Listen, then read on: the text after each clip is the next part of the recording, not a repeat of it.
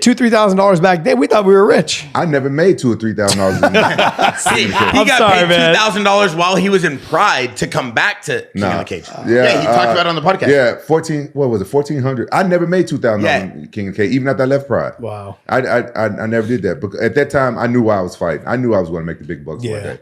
But so he backed out because he wanted more money, and I stopped cutting weight. I said, okay, fuck it. I stopped cutting weight. Terry had talked. He said Terry talked shit about him. Said, he said, man, he's scared to fight you. He asking for more money and blah blah blah. You know how I promote stuff. So he's like, but the guy from Pride is here. He want to see you fight. He said, so I got to find somebody for you to fight. So he grabbed a big hillbilly out of the fucking crowd with some cut off shorts. So I'm sorry I said it. That's what he was. I believe it. This guy was a heavyweight. I was 205. Well, 206. Yeah.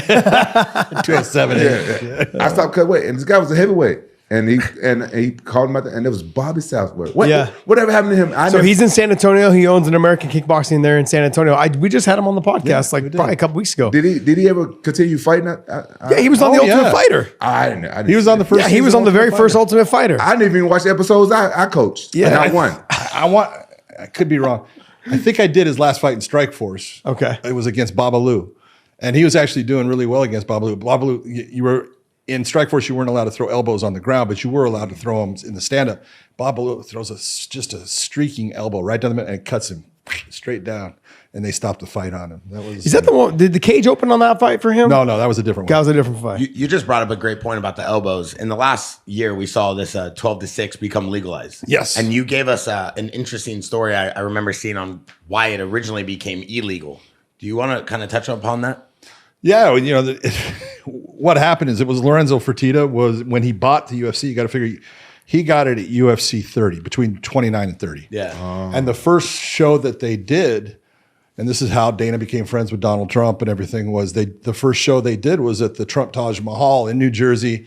It was called the Mark Edis Arena, and it had Tito Ortiz, who you were training with at the time, taking on Evan Tanner, and it was that fight.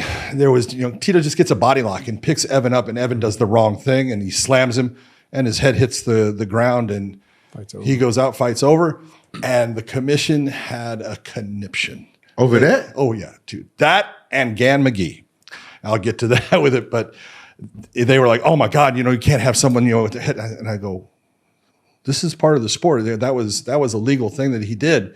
And they go, we need to come up. And so Lorenzo said, well, let's come up with rules. We'll come back here. So they set it up for April. We go and we travel to New Jersey, and that's where we came up with the unified rules of MMA.